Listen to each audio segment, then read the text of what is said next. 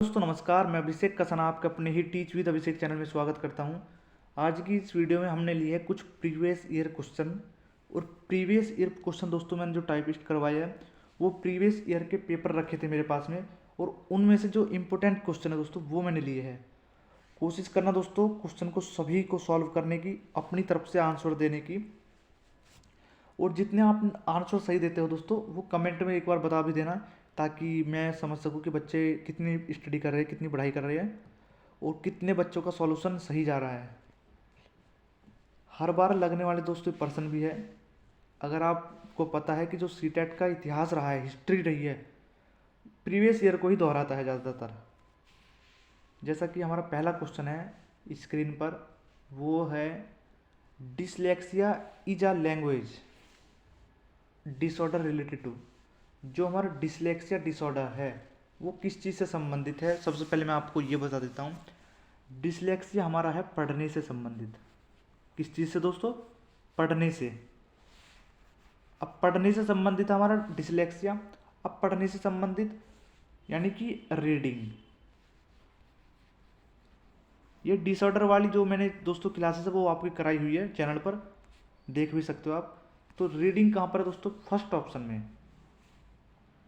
अब थोड़ा मैं डिसलेक्सिया को समझा देता हूँ कि डिसलेक्सिया उदाहरण के तौर पर, जैसे कि बी लिखा हुआ है कहीं, अब बच्चे से बी बनाने के लिए बोलेंगे तो बच्चा बनाएगा दोस्तों डी, तब समझ जाना कि बच्चे को डिसलेक्सिया है।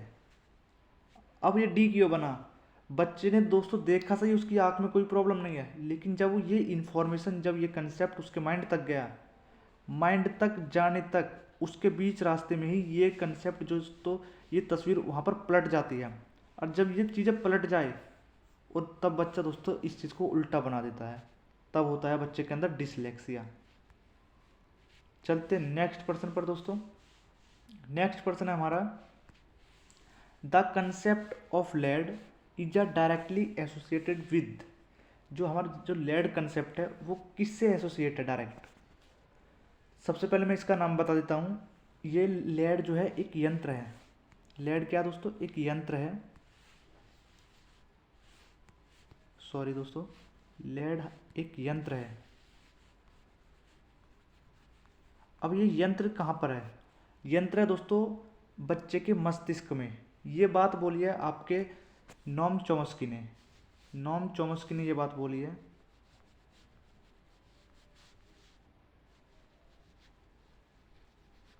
कि बच्चे के अंदर एक डिवाइस है जिसका नाम है लेड। अब कहीं कहीं पर क्या दोस्तों पेपर में एलएडी का फुल फॉर्म भी पूछ लेता है कि फुल फॉर्म ऑफ एलएडी। तो ये बात आपको याद रखनी है कि लेड की फुल फॉर्म क्या है। तो लिख देता हूँ दोस्तों, लैंग्वेज एक्वाजिशन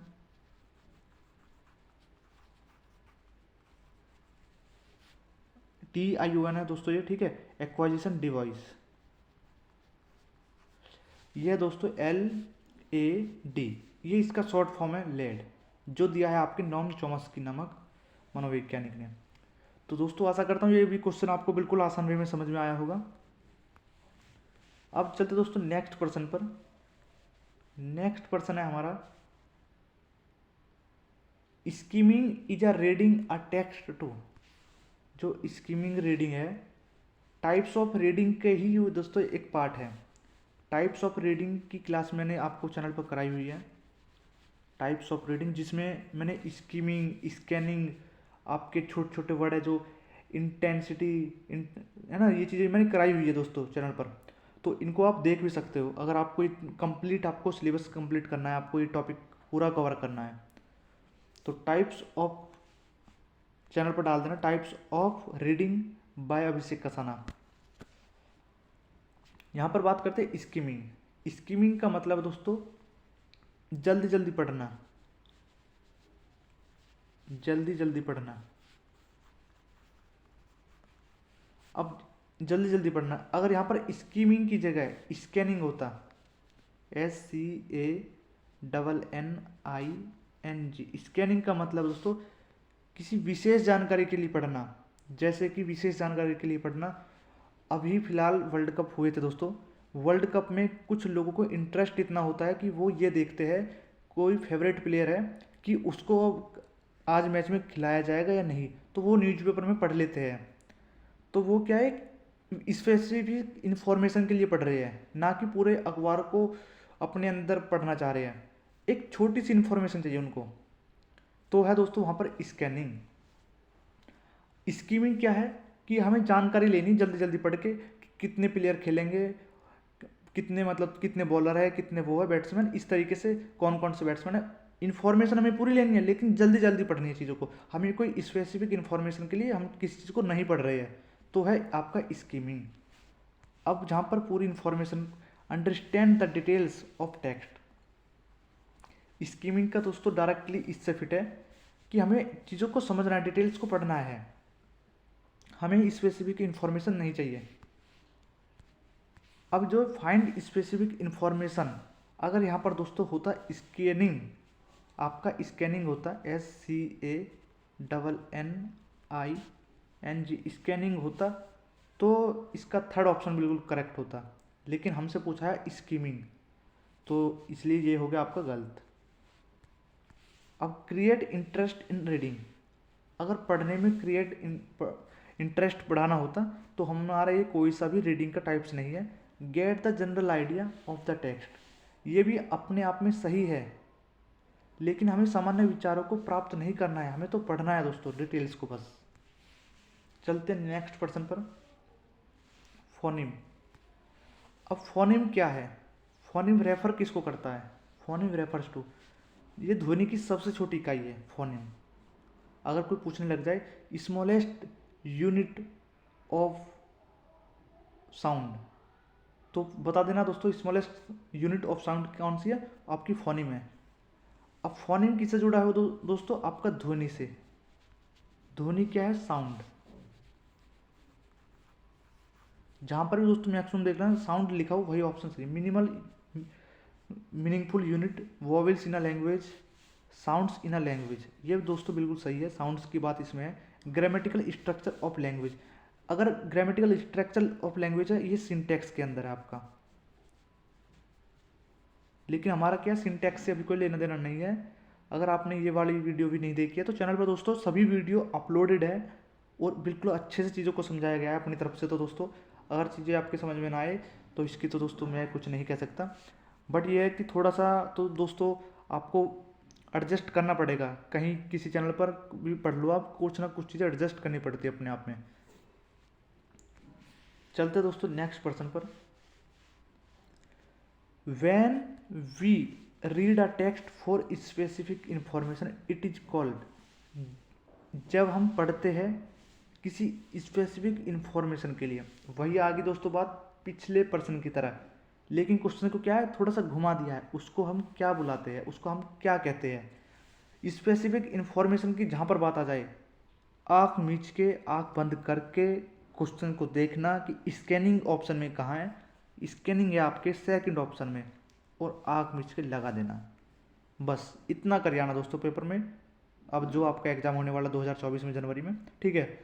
और उससे ज़्यादा मुझे भी दोस्तों आपसे कुछ नहीं चाहिए। जो चीज़ें मैं पढ़ा रहा हूँ उसको दिल से पढ़ लो और अपना स्कोर अच्छे से कर लेना सीटेट में, बस इतनी ही उम्मीद करता हूँ। और ज़्यादा इससे कुछ ज़्यादा मुझे आपको चाहिए भी नहीं। अगर वीडियो लाइक है, अच्छी लग रही है तो लाइक करो दोस्तों। चैनल पर मुझे लाइक ना चाहिए ना मुझे व्यू चाहिए, बस थोड़े से दोस्तों आप सपोर्ट कर दो। अगर आपको मेरी क्लासेस अच्छी लग रही है तो, अगर अच्छी नहीं लग रही है तो दोस्तों आप डिसलाइक कर भी सकते हो। ऐसा मैं कभी भी सपोर्ट नहीं करता दोस्तों, कभी भी सपोर्ट के लिए नहीं कहता कि मेरे चैनल को लाइक करो सब्सक्राइब करो, ठीक है। टाइम वेस्ट क्यों करते हैं दोस्तों। चलते हैं नेक्स्ट पर्सन पर।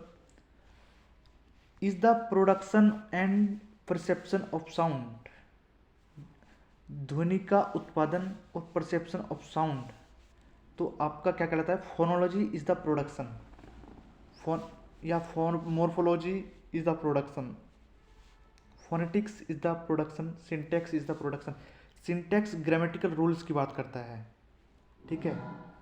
मोर्फोलॉजी करता है भाषा की सबसे छोटी इकाई की, यानी कि लैंग्वेज की स्मॉलेस्ट यूनिट की।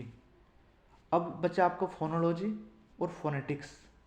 फोनेटिक्स क्या है? ध्वनि की सबसे छोटी इकाई। Phonology is the production and perception of sound.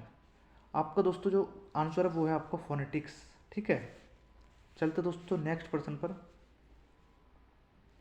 Next प्रश्न है आपका, which domain is not categorize as a domain of development. जो हमारे डोमेन ऑफ डेवलपमेंट है आपने पढ़े होंगे, तो उनमें से विच डोमेन इज नॉट कैटेगराइज, यानी कि कौन सा कैटेगराइज में नहीं है, कौन सा कैटेगरी में नहीं आता है डोमेन ऑफ डेवलपमेंट की। Motor development, sensory development, cognitive development, rational development. आपने सुना होगा डोमेन ऑफ डेवलपमेंट दोस्तों, फाइन मोटर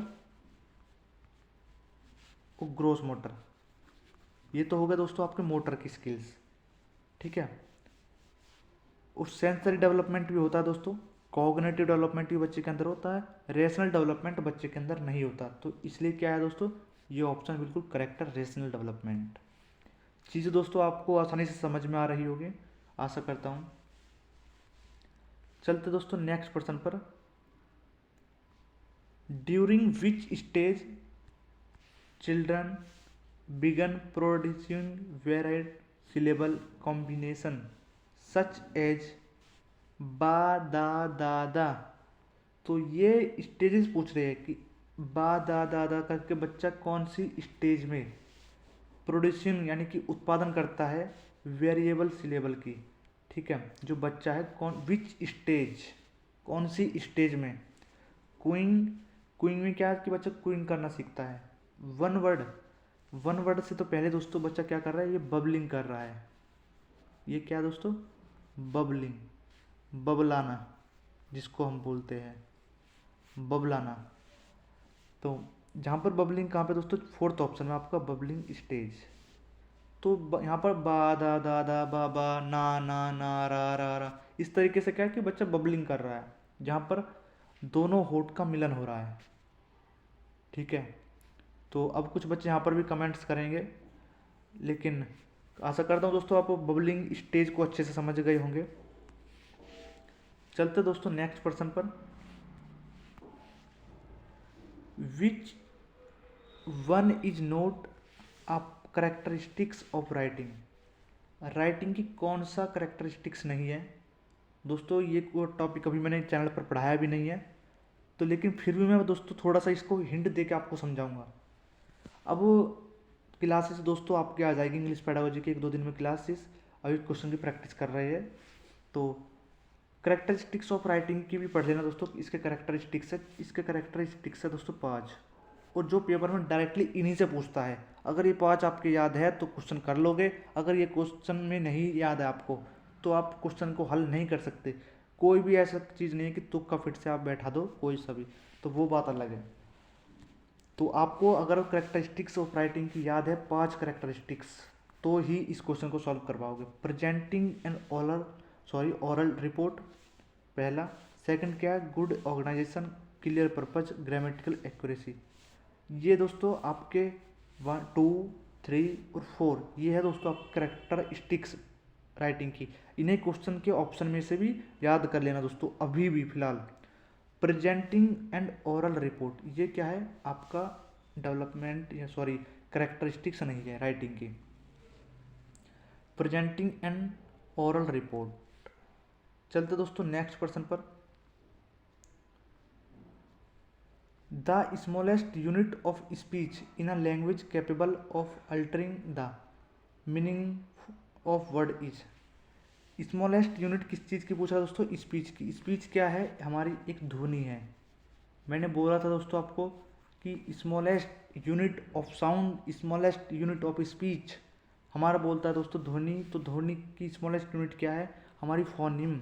फोनिम कहाँ पर है दोस्तों, आपके ऑप्शन बी में। मॉर्फीम क्या है, मॉर्फीम है आपकी भाषा की सबसे छोटी इकाई, स्मॉलेस्ट यूनिट ऑफ लैंग्वेज। ग्राफीम हमने आ रहा है सीटेट में, अभी तक आया नहीं है पॉइंट ये। वर्ड क्या है, एक शब्द है, एक अर्थ जिसका अर्थ हो। ठीक है, तो ये क्वेश्चन थे दोस्तों।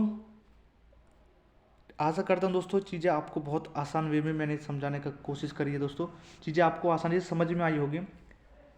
ठीक है, तो फिर मिलते हैं दोस्तों नेक्स्ट वीडियो के साथ में, तब तक बने रहिए हमारे चैनल पर। धन्यवाद।